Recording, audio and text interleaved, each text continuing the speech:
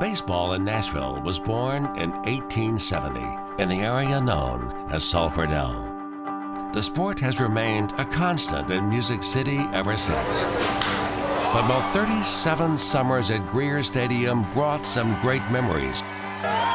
The campaign for a new ballpark began decades ago. I'm hoping to be open in 1995, April of 95. But a string of Nashville's mayors weren't buying.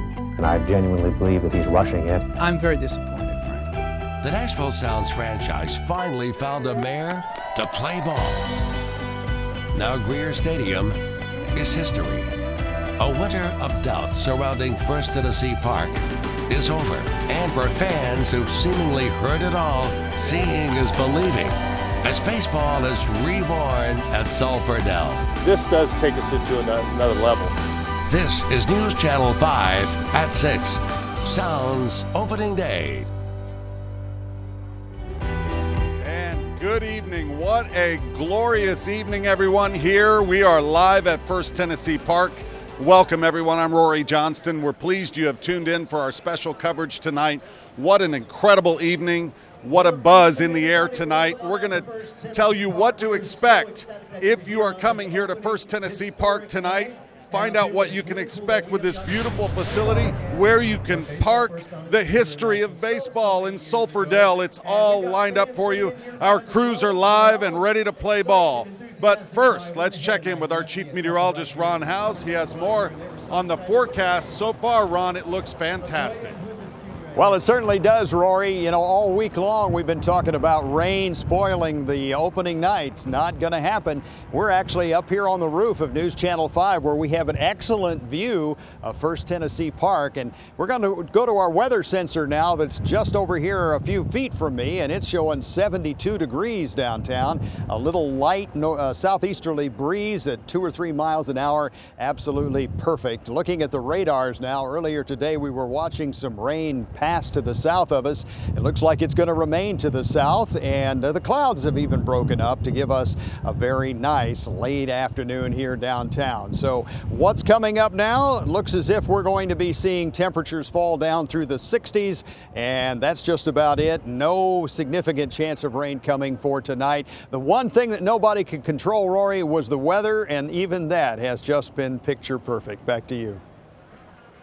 Yeah, no doubt, Ron. Thanks so much for that. We'll check back in with you in a bit. Now, if you are going to be traveling down here to a game, either tonight, most of you are already here, or anytime during this inaugural homestand, you're really going to need some advice on where to park. That is an issue. Let's head up live. Our Todd Walker has been in Sky 5 HD throughout the afternoon. He has a great view of everything. What's the latest there, Todd? Well, I tell you, it is a great view up here, and if you can't get a seat in the stadium, being up in the sky is the next best thing, especially since the sun is out. We've been taking a look down below at the traffic all around First Tennessee Park, and for a Friday afternoon, the commute looks great. So I would say if you are headed down here, of course, you're going to want to plan ahead for parking, whether it's coming down to the Sounds game or whether you are headed to the Predators game, Game 2 of the playoff series at Bridgestone Arena tonight, which is going to happen a little bit later. But either way, parking is going to be a concern, even if the commute is not. We've got a couple graphics we want to show you about where you can park, especially if you're coming down to the Sounds game. There are several different lots, whether you pay for them or whether they're free. That's all first come, first serve. So take a look on your screen right now. We've got different places that you can park that the city's provided for you. And then remember, you also have the Music City Circuit that you can take. It's a free bus ride that goes from the Gulch into, has another stop that they just added at First Tennessee Park.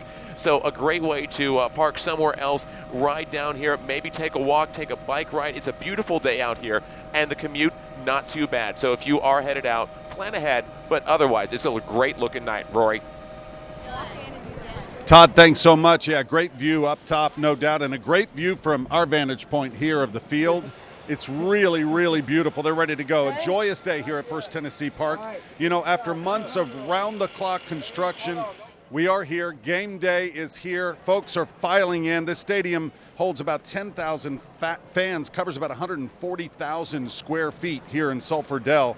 So far, there have been several events to mark this historic day in Nashville baseball history. Our John Quill Newland has been here all day. She is here to give us a little bit of the pomp and circumstance, John Quill. Definitely, Rory. You're talking about great advantage points. Well, I have a great one here on the side of the diamond as well, actually on the field at First Tennessee Park. It's been a wonderful day for celebrations. Of course, city officials were out celebrating the grand opening of the park with the ribbon cutting ceremony just a little while ago. Let's take a look. Let's play ball! Let's play ball!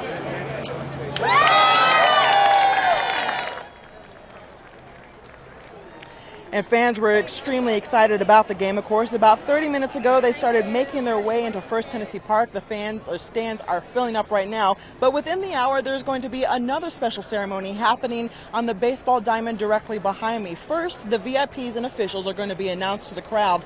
Then, one by one, each player from both the visiting and the home game will have their name and their number called out. They will then line up along the baseline and wait for the national anthem. This is something that happens only during the first home game of the season.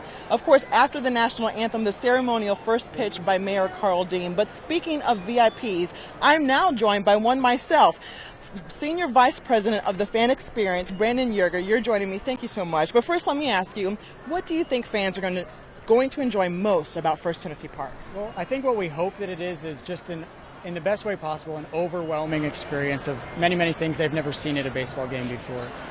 We'd like to give them what the real AAA experience is, and we're going to do that with our giant guitar scoreboard, full LED on the headstock, on the body of the guitar, LED in left field, and LED behind home plate, and just an amazing sound system, and a great team on the field, too. Yeah, definitely. I know Gary Arthur was talking a little bit about us earlier. He was also pointing out the bar, too. A lot of people are going to be there. Of course, it's going to be a fun game. Thank you so much for Brandon. I know he's been up early as well. Rory, back to you.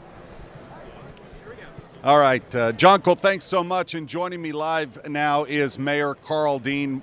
Pretty happy guy right here. Smile on your face. Yeah, it's a good day. Yeah, it really is a good day. And we watched earlier some of the ribbon-cutting ceremony, and there's much more ceremony to come. In your years as mayor, did you ever really visualize this finally happening? Well, I think it took longer than I expected it to take. But I always thought we'd get there. I was a little discouraged when we couldn't agree on a location. Then once we finally agreed on a location, and the New Sounds ownership has been so cooperative that everything kind of fell into place. So this location can't be beat. Why is that? Because it's an investment in North Nashville. It's an investment in historic Jefferson Street. You've got so much going on here in terms of what the state's doing with the State Museum, Bicentennial Mall, the Farmers Market. This project alone is creating all sorts of investments in the private sector in terms of housing, which is a great thing. This is going to be a neighborhood park where you can walk to it from downtown. You can walk to it from North Nashville. You can ride a bike. You can get in the Greenway. You can take mass transit. And this is going to get better and better. 5 years from now, when this is all kind of more interwoven and all worked out, it's going to be incredible. 5 years from now, you will no longer be mayor, just a baseball fan, right? 6 months from now, I'll no longer be mayor. So. In your tenure, we've seen a lot of projects.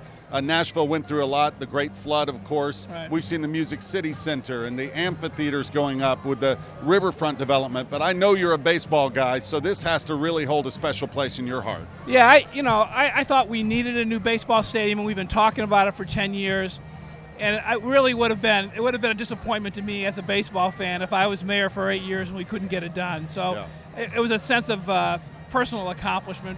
I mean, it's a team effort. You got to give First Tennessee, the Nashville Sounds, the governor, the state credit.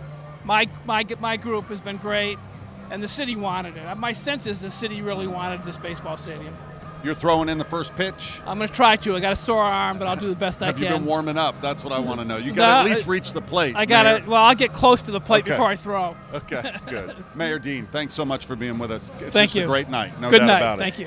You know, the push to get this new park here in downtown Nashville, this has been in the works for years. The Sounds have been pushing actually for a new ballpark since Bill Purcell was mayor. The first real talk of this new park for the Sounds began in December of 2011, though, after the results of a study by a consulting firm. As the mayor mentioned, they had chosen 3 locations for a new park, one of them being right here in Sulfur, Dell. That study was nearly forgotten when news leaked in August of 2013 that plans were in the works, though, for a new park right here. Mayor Dean confirmed the news a few days later.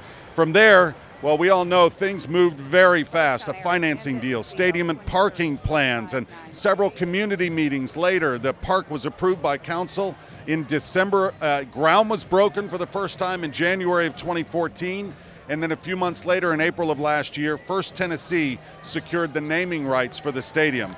A fast timeline indeed. While the pace of the project has been impressive, it hasn't been without a few bumps in the road. Take a look.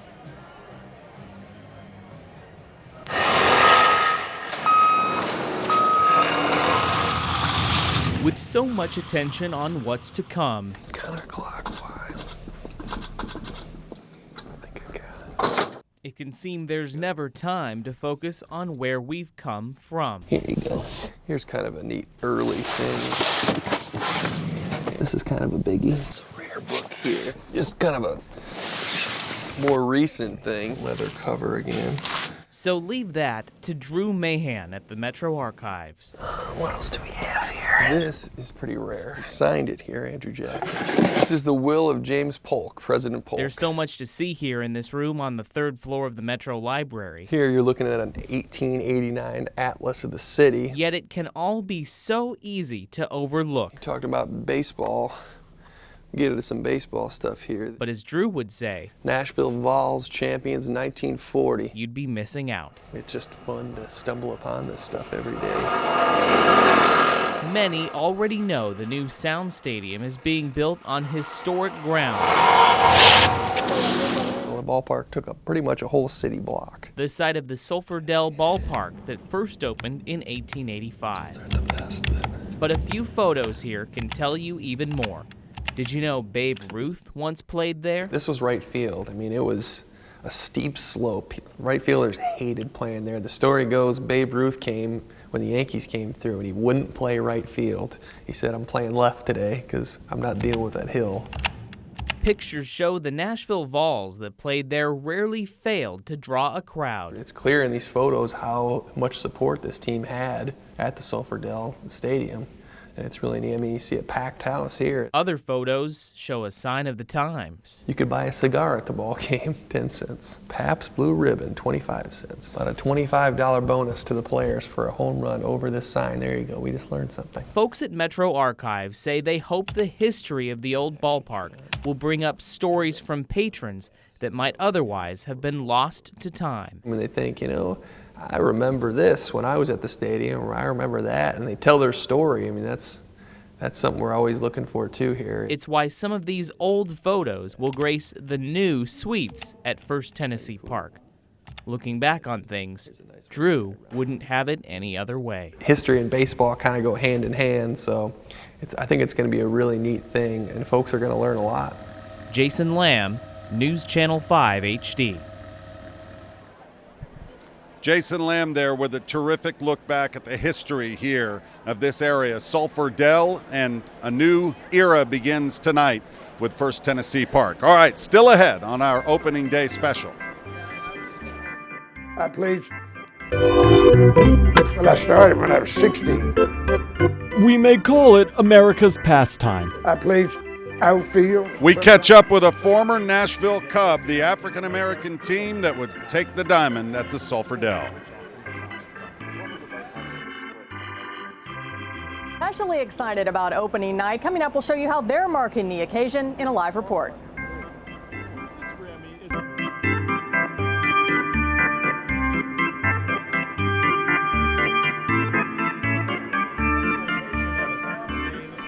All right, welcome back. Our live team coverage tonight of opening day at First Tennessee Park. I'm Rory Johnston. We're glad you've tuned us in. Of course, some of the most excited people who are most excited about this baseball park, not just the fans, but the players themselves. Let's get down to the field. John Burton is there. John. Hey, Rory, how are you tonight? You're right. These players are very excited about opening up this beautiful new ballpark right here in Sulfur Dell, and can't have a baseball game without baseball players. Joining me now live, one of the members of the Nashville Sounds, catcher Luke Carlin. Luke, a rough day for you guys, a long trip getting back from Colorado, but you got to be excited about opening night tonight in this ballpark. Yeah, hi, John. Yeah, it's actually a lot of us are excited to see this new park. You know, there's a bunch of us that have played at the old one, so this is a pleasant surprise. It looks awesome. You guys were able to practice here a couple of weeks ago. Didn't have a chance because you guys got back so late to take BP. So it's going to be trial by fire here tonight. We were talking earlier. It's basically see ball, hit ball tonight, right? Pretty much, yeah. We were kind of scrambling. Everybody's been doing a great job here. Our clubhouse has been awesome. But we really haven't had that much time to spend in it. So, at least we're playing somebody we played a few days ago, so it's good to be back here. Obviously, there's so much excitement for us here in the media, the fans, you, the players. At the end of the day, it's still a baseball game. How do you guys kind of get away from the distractions and concentrate on what you got to do beating Colorado Springs tonight? Yeah, our clubhouse is pretty much a sanctuary, so when we're in there, the doors are closed, and we don't really get all of this, a little bit of the circus out here going on. So I think as soon as the game starts, everybody's focused. It's not their first time. Well, Luke, welcome to Nashville. It's great to have you here, and good luck tonight. Thanks, John. Appreciate it. All right, the Sounds are looking to go over the 500 mark. They went 4-4 in their 8-game opening season road trip. Coming up a little bit later, I'm going to tell you about a Nashville Sounds player who's trying to make it back to the big leagues, and he's a name, if you're a big baseball fan, you're going to know. Rory, back to you. John, great interview. Thanks so much. We look forward to that. A lot of Nashvillians taking pride in this immaculate new ball field here today. We should point out this place did once represent some of the worst when it comes to our nation's racially divided past. For a look at that story, let's go back to the studio and Vicki Yates. Hey, Vicki. Hey, Rory. Back in the 1920s, there was a clear division here between African-American baseball players and white baseball players, as they weren't even allowed to play on the same field. Tonight, Chris Conti introduces us to one man who saw firsthand what that place used to be. Well, I started when I was 16. We may call it America's pastime. I played outfield, sometimes I played second base. And yet most Americans know very little about the past when it comes to the sport, which often defines summer. What was it like having to be split from the other leagues just because of your race? Well, it was hard in a way. Rufus Ramy is one of the last, if not the last surviving members of the Nashville Cubs, a team made up solely of African Americans that used to play ball at Sulfur Dell. What do you miss the most about it? Just the fun I used to have out of it. The Negro Baseball League was a prominent example of racial inequality African Americans faced at the turn of the century. They had team names like the Black Yankees and the Baltimore Black Sox. The old Sulfur Dell, the field wasn't even, it wasn't a nice field? No. Only thing you had the baseline. That was it. about it. But there was nothing else nice about it. The rest of it grass and weeds. Race, Rufus says, even impacted the quality of the Sulfur Dell's field he played on. I think about that now sometimes. White players fielded balls on freshly cut grass, while Rufus and his teammates were often running through weeds. But the field the white guys used to play on was much better than the field you played on. Yeah. The field was a lifetime and a world away from First Tennessee Park. Parts of it weren't even level. The first couple of games I played there, I failed. Because of the hill? Because of the hill, I'd be running, looking, next thing I know, the hill way up here. But when we showed him how the park looks now, Rufus couldn't help but marvel at what's been done. It's not done yet, but that's kind of what it looks like now. Oh, yeah. I wouldn't know how to act in that. He just hopes people don't forget the past of America's pastime. Chris Conti, News Channel 5 HD. Interesting to note here that the Negro Baseball League ended in 1932 after the Major League Baseball Association started allowing African American players like Jackie Robinson to join. And Rory, Major League Baseball honored Robinson earlier this week. Back to you. Yes, that was a terrific day. Every player wore his number throughout the major leagues. Thanks, Vicki. A historic time in baseball it was indeed. When it comes to watching baseball here in Sulfur Dell in the modern era, though, some folks literally have the best view from their house. That's right. Our Emily Luxon has more on baseball, a new baseball viewing tradition in Nashville. Explain this to us, Emily. Well, that's right, Rory. For the people that live in the condos near the ballpark, they have been waiting for this day for a long time to welcome their new neighbor to the neighborhood. But many of them are not watching the game at the ballpark. They're watching the game on their balconies, and this is why. Check out this amazing view, a straight shot right to home plate.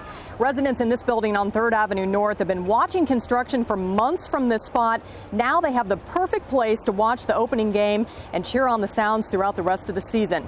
People in this condo have invited friends over to watch the game, and for many, this is not just a celebration of opening night, but a celebration of a new addition to their neighborhood. We're going to be hanging out here throughout the night, talking to the folks in this condo. We'll hear much more from them tonight at 10. Right now, the weather is perfect out here. The sun is out, and Ron, we're hoping it stays that way. All right, Emily. Well, you're right, Emily. This has been not the best weather week, that's for sure. We've had showers and cloudy skies all week long, and now things are improving. Here's a look at our forecast now for the next few hours, and we're going to see those temperatures slowly fall down to around 70 degrees the first pitch a little after 7 o'clock, 68 degrees by 9 o'clock, 10 o'clock, 67 degrees. So let's take a look now at the radars, and as you can see, we have some scattered showers mainly over southern Middle Tennessee, and looked as if for a time that might affect us tonight, but all that activity has stayed well to the south of us. Let's go to a broader view now. If you'll give us the satellite and radar picture there, and you can see that clouds have been rolling on through the area for much of the day. There you see some of the showers down over southern parts of Middle Tennessee. Here's a look at the satellite and cloud pattern now, and as you can see, we're looking at mostly cloudy skies earlier today. You want to go ahead and punch that, Philip? There we go. Looking at the cloud cover, we're sort of seeing the clearing trend across the area now, widening out the view a little bit. There are some showers and thunderstorms off to the south and west of the area. Go ahead and there we go, and you'll see those thunderstorms over Texas. Severe thunderstorm watch in effect for parts of Texas. This whole big system that's centered up over Denver, that's going to be our weather maker we're going to have to watch carefully for the weekend. Taking a look at our conditions here downtown, 72 degrees now. That's the new high temperature for today. And downtown, here's our Skynet camera focused on First Tennessee Park. 72 degrees here downtown. That's after a high of 73 degrees. So very nice evening across the area. Temperatures in the low to mid 70s. And here's Exact Track, your weekend forecast. Not forecasting any rain for tonight. As we move on into 7 o'clock on Saturday morning, mostly cloudy skies. The clouds thin out a little bit Saturday afternoon, much like what we saw today, but there is the possibility of some pop-up showers and storms, especially on Saturday night late and early Sunday morning. A few of those storms could be on the strong side in the wee hours of Sunday morning.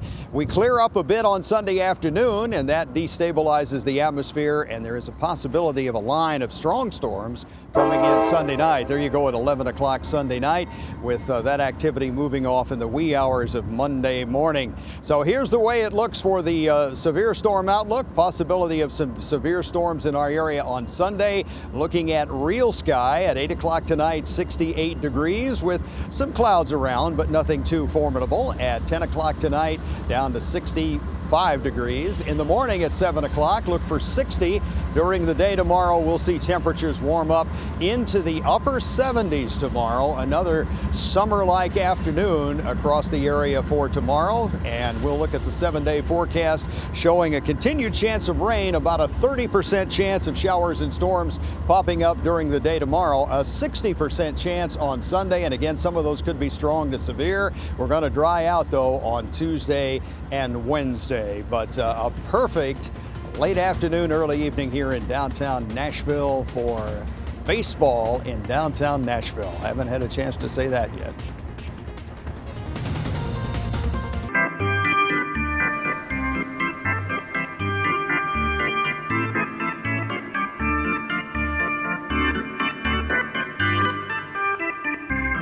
It's a very memorable, very historic day. All kinds of emotions.